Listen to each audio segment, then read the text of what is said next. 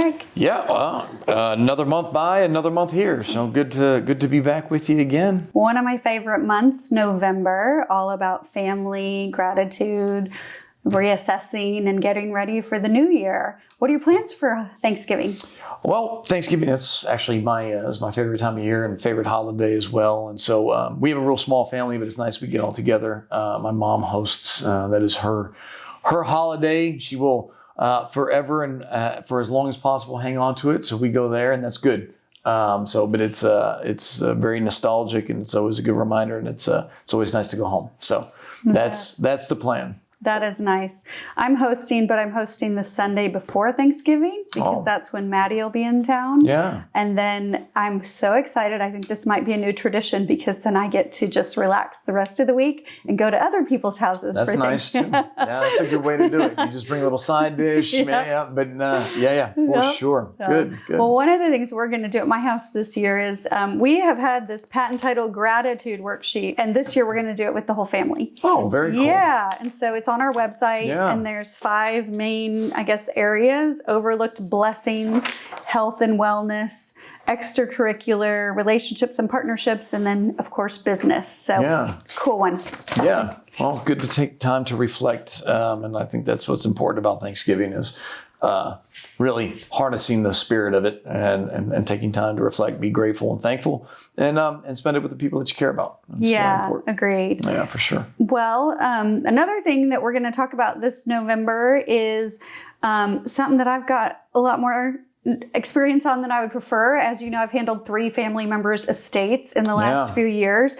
And so let's talk about preparing your Texas real estate for inheritance. Oh, first and foremost, make sure you do a will. I mean, that's honestly that at least. And I'm not an attorney, so no legal advice here. But just from an escrow person's standpoint, when it comes to transitioning real estate, please do a will and get it probated. That's really the best way. If you want your wishes to be known, please. It is a loving, generous thing to do that for your family. Absolutely. It's no fun to face your mortality, but no will or not leaving your passwords and things and your wishes for your family. That's a whole nother, I didn't even think about that. Passwords and that sort of thing. It's a lot. And these days you can, there's things online. You go into any bookstore, they have little kits about when I die, and it's a how-to. And they're honestly though, it's really not that hard. Get your will done, get it probated. Well, from that standpoint, for sure. I mean, it's definitely it's important that everyone knows what your last wishes are. Yeah. So super helpful too. From the escrow and kind of real estate side, I've learned more in these last few years than I care to. But you can speak to. I learned from you and Ashley about ladybird deeds. So tell us what a ladybird deed does. If you want your property to convert. Upon your passing, you can go ahead and take care of that ahead of time, and by executing the deed, even filing it of record, and then upon your passing, it goes to whomever you transferred it to, you conveyed it to, and then it doesn't have to go through probate, right? That's right. So if you do a transfer on death deed because it's done ahead of time, then it's the sale doesn't take place until after you pass away. That's that mitigating circumstance. But because you executed it prior to, it's already taken care of. So that would remove it from the situation. Yeah, that's a big one, and one we're doing in my family.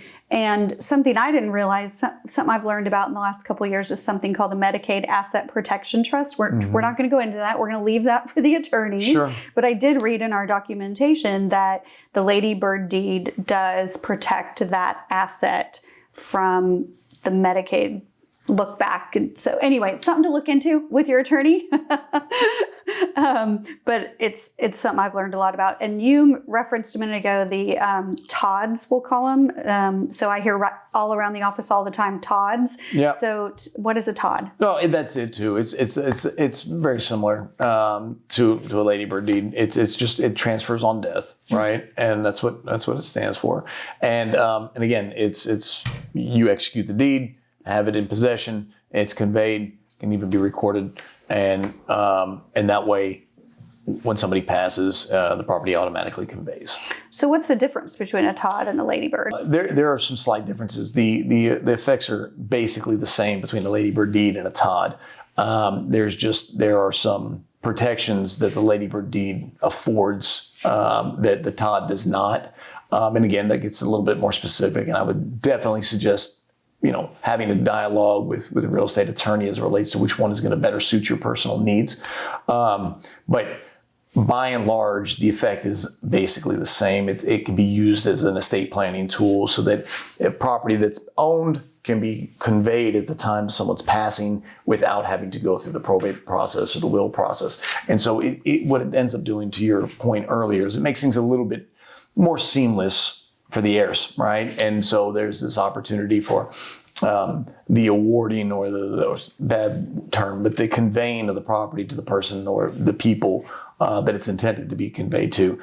Maybe that's in the line of heirship, maybe it's not, but it allows for that to take place without any other challenges. Now, sometimes there may be instances where they want to corroborate that with the will. And again, at the heart of it, not a legal recommendation, but just in general from an escrow perspective, doing a will and and then having it probated, that is the most assured way that your wishes are followed correctly in the way that you want them to. And that's really what, I think anyone who's passing probably wants, right? And as you said, it comes very unexpectedly, and you never know, so you got to prepare ahead of time. It's just the fact of life. But yeah, so ladybird deeds and Todds are very, very close to being the same thing. All right, it's just that conveyance ahead of time.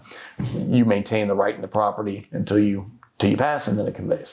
Yeah, and that, from personal experience, you do usually need both the will, but it expedites things. I didn't have that. We didn't know about.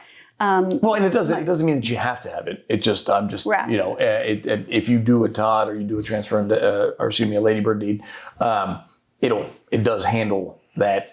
Yes. Kind of outside of the scope of typical probate and a normal will, the process of probating the will, or having to go the heirship affidavit heirship route.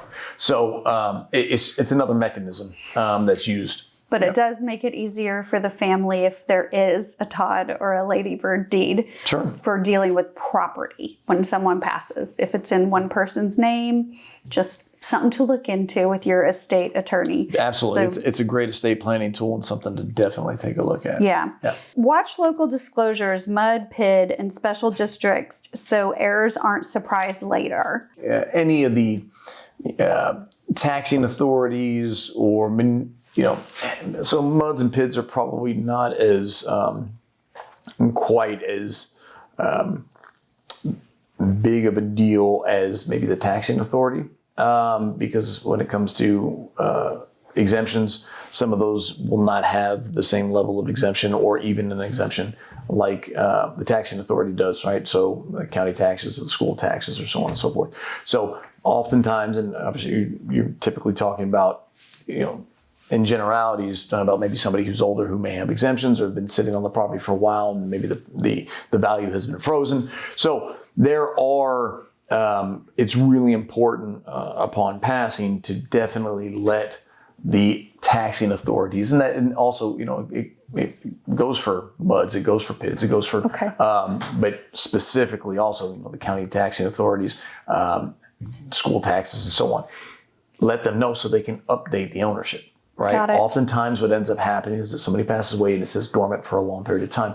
The taxing authorities, the CADs, especially if somebody dies and there's never a deed filed, right? They don't pull anything new to see anything. So if a property lays dormant for an extended period of time, nobody knows that Aunt Jan passed away 5 years ago, all right, and left it to her son, Bob.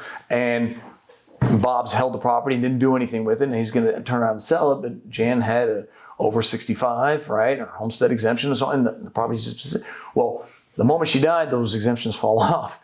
And so then the taxes bump back up. And if maybe they've capped the value and so on. So now appreciation, rollback taxes, all of those things come into play. And they absolutely charge you penalties and interest if it doesn't get taken care of effectively. And expediently, right? Right. And so if you waste that amount of time, and then oftentimes when it comes to selling a piece of property, it usually doesn't happen until Bob's ready to sell the property. Bob goes to title, opens it up, enters the contract. He took title, by way of a probated will or so on, and then he goes to sell, and he's caught with a big surprise. Hey, by the way, there's 3 years worth of rollback taxes that we have to account for because she passed away so long ago, and you haven't qualified for these exemptions. Right. You don't qualify for these exemptions any longer, and those can be massive disruptors in a real estate process. Well, what I can imagine happening, tell me if I'm correct, is, Bob hires a listing agent. They give him, the net proceeds that he can expect to get based on what they have. Sure. Or and then he gets to the closing, and it's during the process at the title company that information comes out. Yeah, sure. 100%, right? Like, so one of the big things is and we have these tools online, is that you go in, and our agents use them all the time to do net listing sheets to get a really accurate view of what the seller's going to receive at the time of closing. And they rely on this, and as they should.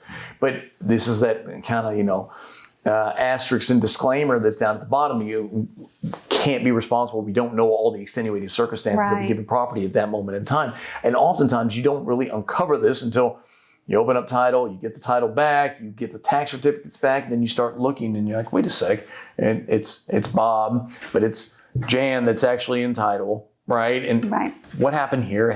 There's a probate. Okay, well, when did that probate? So then you start to put the puzzle pieces together on our end, on the title side of things, and it's then the red flags. But then we raise a flag, and unfortunately, what ends up happening is the county appraisal districts and the tax authorities, they can't move quick enough to still meet the closing deadlines. So even if this is discovered within the first couple of weeks of having title open, there's not any real way to get the update from the county appraisal district of what the new tax amounts are going to be able to have it as one nicely tied off, all in a bow at closing. So oftentimes there are ways to work through it, but it can be a little bit frustrating because now you're having to guesstimate the way at what rate they're going to roll the taxes back, how many years they're going to roll it back, making sure you're within the ballpark, and then have some tolerance for penalties and interest and so on, because those things do not go away. They do get assessed.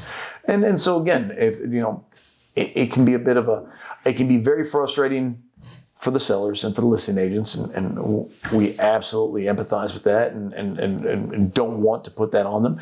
And it can also be very frustrating for the buyers, right? Because the buyers are coming in and like, hang on, what am I getting myself into here? Right. And so, again, all of that to be said, best to do a will and probate it right off of the bat. And those things get done. They get picked up by the county appraisal district, or when they get done, and these things are taken care of, to notify those taxing authorities, notify the MUD district, notify the PIDs of any kind of those change in ownership, so everyone can do what they need to do on their end, clerically and administratively, to get things up to speed. So just to clarify, did I just hear you say that if there is a will and it gets probated, that the county taxing authorities, they pick that up?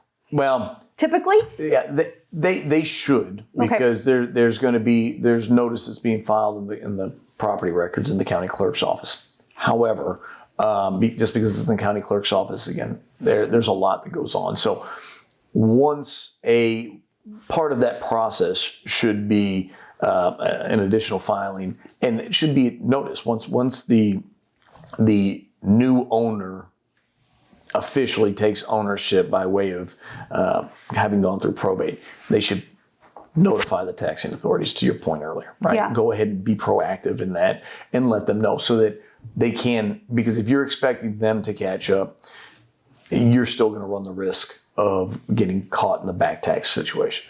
Okay, so if we were giving someone information, if you inherit a property, even if it is probated, contact the taxing authority to let them know about the ownership change. 100%. And our remove any exemptions. Let them know that there's new ownership there. And so if you do that before you've gone through probate, they're going to want to see, well, who are you, who's going to be entitled, and so on. So oftentimes what they'll pick up is it'll be the estate of, and they'll automatically change it. But again, those things are still a bit of a crapshoot as to whether or not the county's going to pick it up and pick it up timely. Right? Yes. And so You don't want to leave, as in all things, and you know, not to give life advice here, but in all things, it is prudent to take responsibility for your business dealings, right? And that's exactly what these things are, is that, you know, taking ownership. And granted, there's a lot going on with the death of somebody in the family. And so, you know, again, can absolutely empathize with those situations. Those aren't exactly front of mind. What am I going to do with this? But in the list of things to handle, the property is typically one of the larger assets that anyone could inherit. And so even if there's not a will, and we can talk about that here in a second, but even if there's not a will, even if it doesn't go through probate, there's going to be this, hey, there's this piece of property sitting there. And the longer you allow things to lay dormant, the more complicated it is to rectify and handle as you move forward. That's just the way it is with anything. And so kicking those cans down the road end up causing you much more stress, heartache, and frustration, and oftentimes probably a little bit more emotional distress, because maybe you get past it and then you're going to have to revisit it. And we've seen that too, where I don't want to have to revisit this 5 years later. I thought I had moved on. This is supposed to be easy. I can't believe it. I'm an only child. Why is this? And, you know, and then there are things that have to go on. So, it's never a pleasant thing. This is always a complicated thing, and can be sensitive. And we want to be sensitive to it, but it's also something that has to be matter-of-factly The taxing authorities want to get there.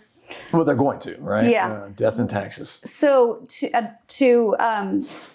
suggestions for our real estate professionals out there is, when they're taking a listing, if it is a property that has been inherited, asking them if they have what it is listed with the taxing authority as, and to see if it has been changed from the deceased person's name. Is that good advice for our real estate professionals? Well, I think for our real estate professionals, anytime that they're taking on a piece of property, one of the key questions that they ask is who's the property vested in? How's the property vested, right? And whether there's a death or not, it's a name? good question.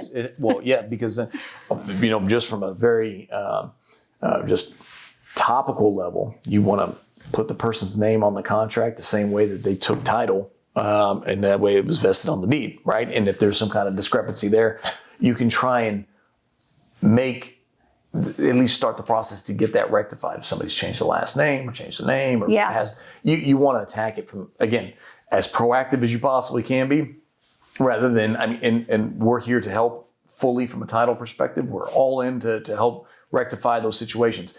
But we can't rectify what we don't know, or when the extenuating circumstances are. And once the clock starts ticking on those contracts, if they haven't been addressed, or then it becomes more than just the listing and the sellers. And then you begin to have then the buyers get into play too. And so everybody trying to get to the. So then it would be really advantageous and a good suggestion that when the listing agent takes the listing, if they find out that the person in title is deceased and the taxing authority has not been notified, that it's a good time for them to call their escrow officer to talk about rollback taxes. And what do I need to do? Who do I need to call? Can you help me? Absolutely. We can help with that. 100%. And we'd love to. We would love to have the opportunity to jump on that from the get-go, or at least have the heads up that's coming in.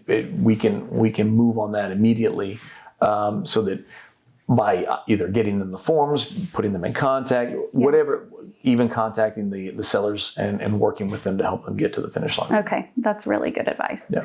Okay, let's talk about when there is not a will. Yeah, Properties. So everyone's favorite affidavit of heirships.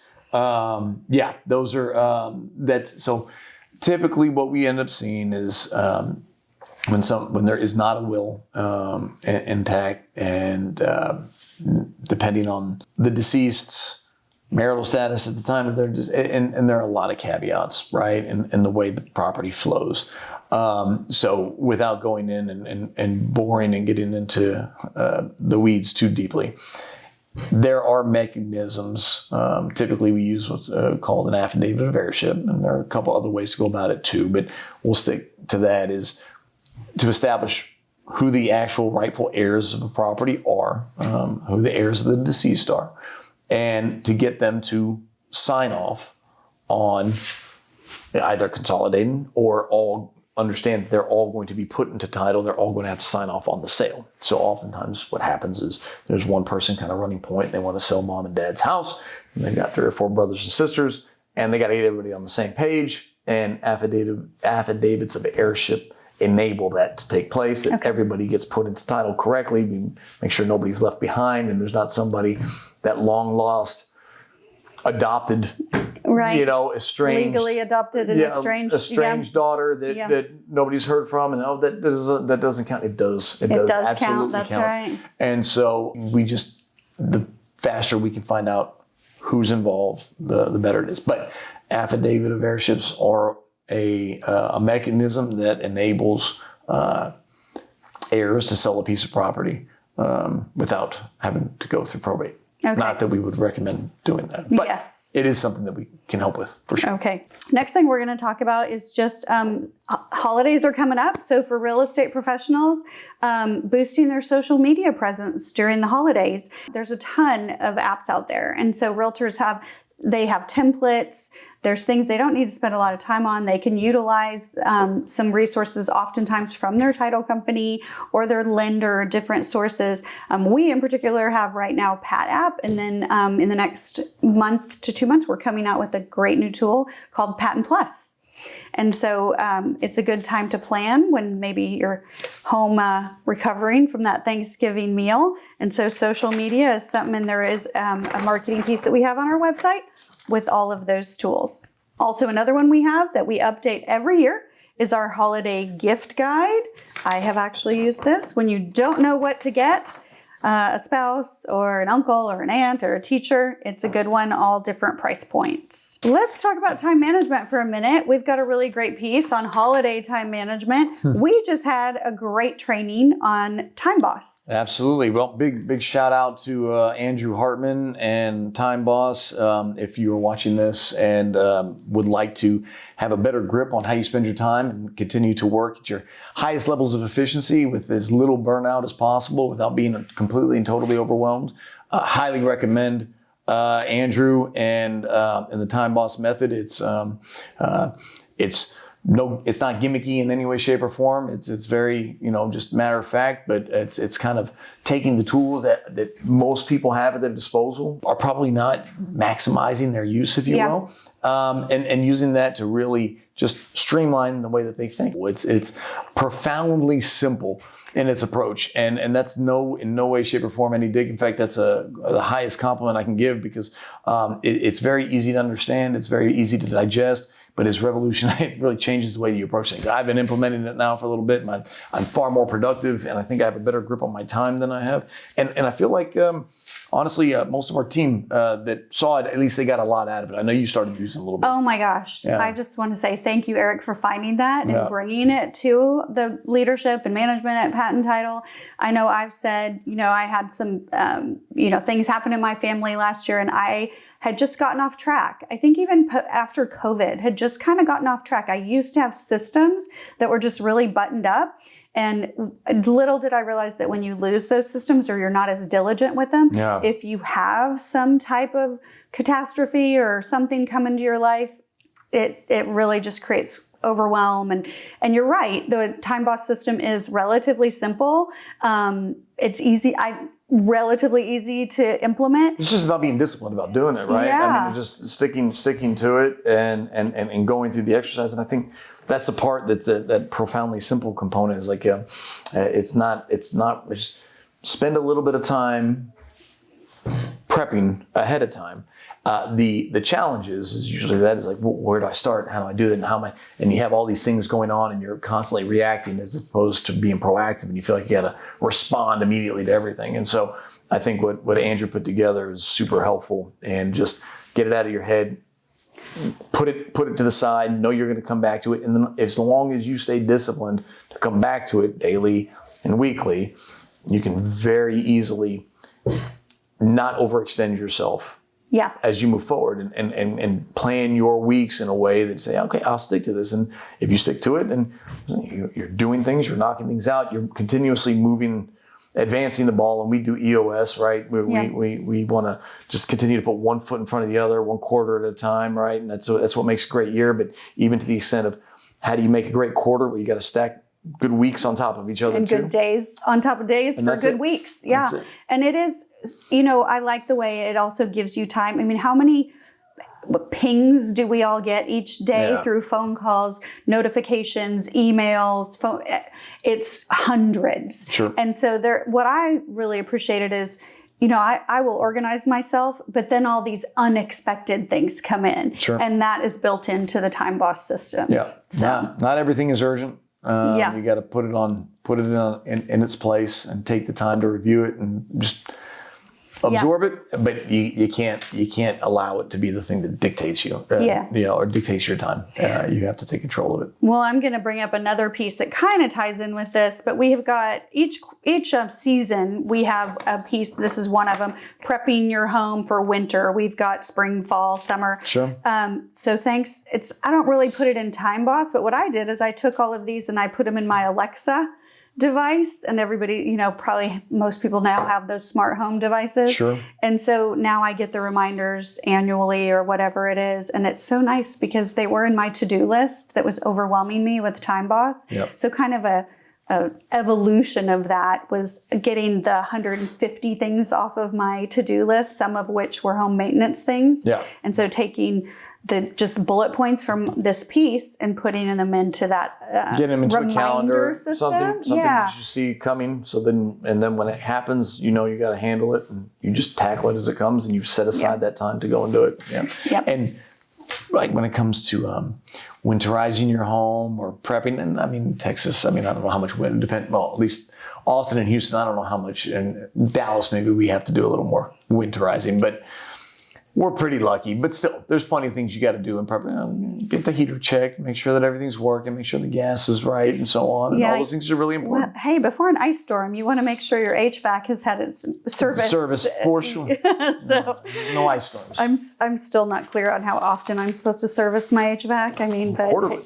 No, I think annually, but No, maybe. it's a new system. Anyway, well, some good pieces. Everything is on our website, and last but not least, we've got some great milestones to celebrate. Every month, people are hitting big marks. Yeah. So first of all, the offices will be closed, so our people can enjoy time with their families. We'll be closed the 27th and 28th. For the Thanksgiving holiday, yes. Yeah. So. And then we've got some anniversaries to celebrate. 11 years for Sheila Espinoza. So, Sheila has been with us for 11 amazing years, and she's very near and dear to my heart. She was one of the first people on my team when I was still doing escrow, and huge help. And she is plugged holes and covered gaps and helped people throughout all aspects of the process for a very long time. And we're very lucky to have her. Yes. Yeah. And then 9 years. I can't believe it's been 9 years for Alex Vasquez. Yeah, Alex is another one that she is a 5-tool utility player. That Yes, she is. I think I shouldn't say this because I can't let it go to her head. So, yeah, we're glad we're celebrating Alex. No, in all seriousness. I hope she sees it. But no, in all seriousness, she is a gem every month across the entire company. So she's quite special, and we're really lucky to have her. And we want to congratulate her on her nuptials. I know. I was going to say, absolutely. Patten is very special to her. She met her future husband. That's right. Her fiance. No, they're married now. So yeah. Okay. I didn't realize that's recent. So they tied the knot, and congratulations to Turner and Alex, and pretty special. That is special. Yeah. And then, man, just so much fun. Team M in Round Rock. The 4 years has flown by. Absolutely. Can't imagine Patten without them. And so the original Team M and that crew, and they are not only an amazing team and great camaraderie between them, but also bring so much life to what we do as a company, and just everywhere they are as a group together, or even individually. And so the original OGs there, Mindy, Cammie, and Taylor. So congratulations on 4 years. Well, and then Brittany shortly thereafter. But yes, absolutely. Yes. Mindy, but Mindy, and Cammie, and Taylor were the original OGs for the Wilco crew. And, happy anniversary, Team M. Absolutely.